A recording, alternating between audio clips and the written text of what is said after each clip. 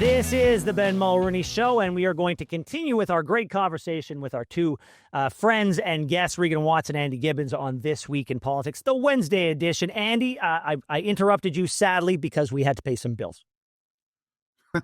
No, all good. I mean, I think Danielle Smith, the difference with the separatism movement she faces is that she wakes up every morning trying to demonstrate to them how Canada can and should work. Yeah. Whereas separatist leaders in the past in our country have woken up every day to talk and demonstrate and talk down Canada and how it cannot and doesn't work.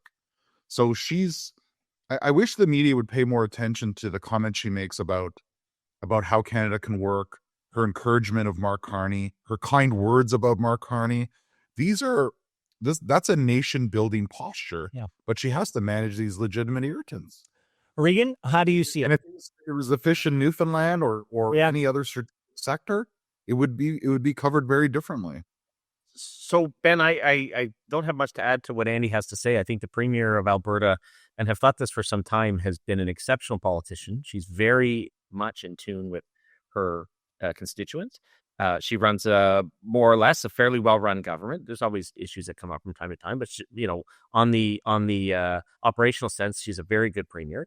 And, she's highlighting, I think, in the pipeline discussion with Premier Eby and pointing out to the Prime Minister that the courts have already ruled on this. And that is that interprovincial pipelines fall under federal jurisdiction. And so the Premier, I think, is well briefed. She knows her file. As I say, I talked about Minister Schultz on environment, but she's got a whole cabinet of people, energy portfolio and whatnot, who are advancing these causes because, let's be clear, Canadians cannot have nice things, roads, bridges, hospitals, community centers, museums, without oil and gas. Yeah. And so we are going to, to use Andy's words, we either are going to be suckers or we're going to do things properly and make money for the country so we can have the type of community infrastructure that we need and enjoy, because no other country in the world would leave this much wealth and this much money in the ground because they want to make themselves feel better. It's insane, and it's time to move forward. And on that note, we are going to stop with the commentary, and instead we're going to go to a relatively new segment on our show, the midweek political play of the week. This is the political play of the week. There we go. That's the new intro. That's my new Mr. Voice. So Regan, you're up first. My play, I have a star and a dud. My star is Premier Ford. Whatever one wants to say about Premier Ford, this man knows how to do two things. One, serve his constituents, because he's won 3 majority governments, which is historic for the Progressive Conservative Party in Ontario.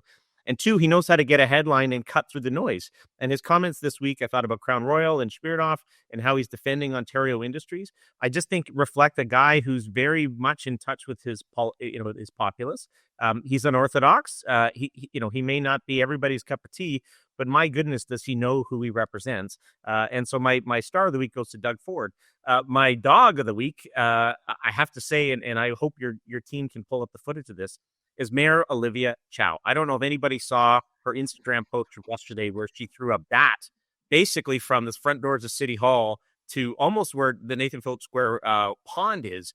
It was completely unhinged. And as somebody said on Instagram, we had Mayor Ford who smoked crack, and he wasn't half as crazy as Mayor Chow in this video and in some of the things she do. It's just a strange use of social media. It's not even a good bat flip. It's more of a bat toss. And she throws it 25, 30 yards. It's very, very strange, and I think reflects a mayor who is out of touch and out to lunch. And if I may say so, Ben, should be succeeded by you in the next Toronto mayor role. Well, that's very kind. I will not be running, but thank you very much.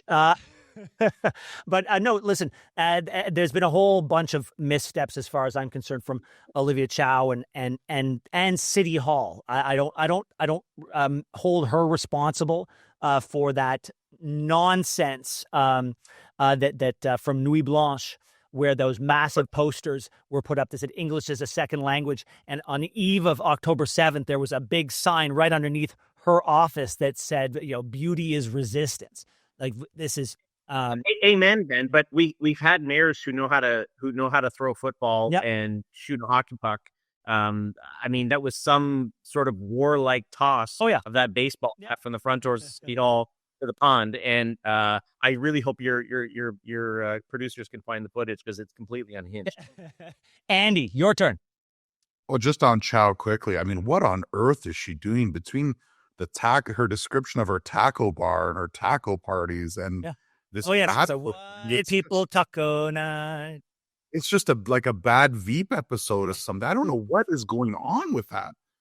Anyways, my player of the week is Danielle Smith for one thing in particular, and that is going to Montreal. And I was thinking, Ben, when was the last time a Quebec premier went to Calgary or Edmonton and gave a signature business address and talked about how these regions of the country need to unite, need to find common cause, and went in there and talked about the shared values that they have. So, she is doing that work relentlessly. Judge her on quality, tone, whatever.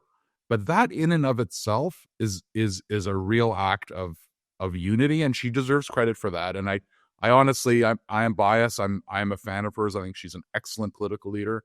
But that act in and of itself deserves credit and coverage. So Danielle Smith on her mission to Montreal to build Canadian bridges, I think is a good sign for our country. No, you make a good point. I honestly, I don't have top of mind the last time a Quebec premier went out to Edmonton or to Calgary, but I suspect it's not a regular occurrence because it's not top of mind for me.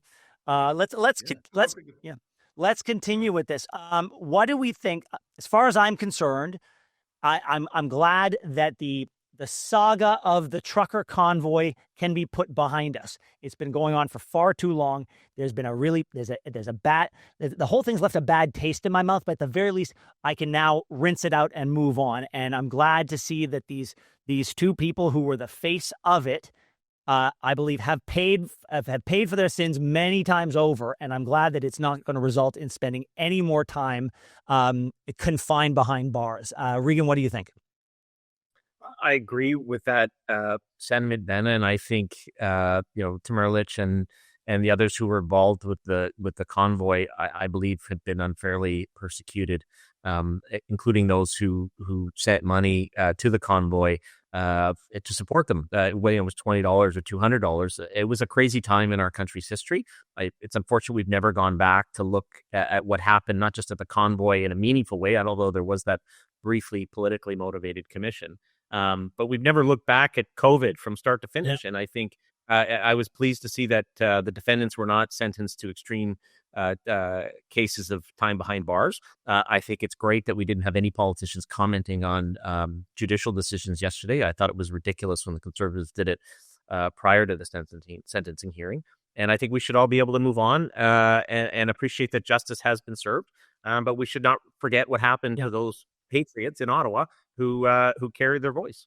The last word goes to you, Andy. Yeah, longest, most expensive public mischief trial in Canadian history.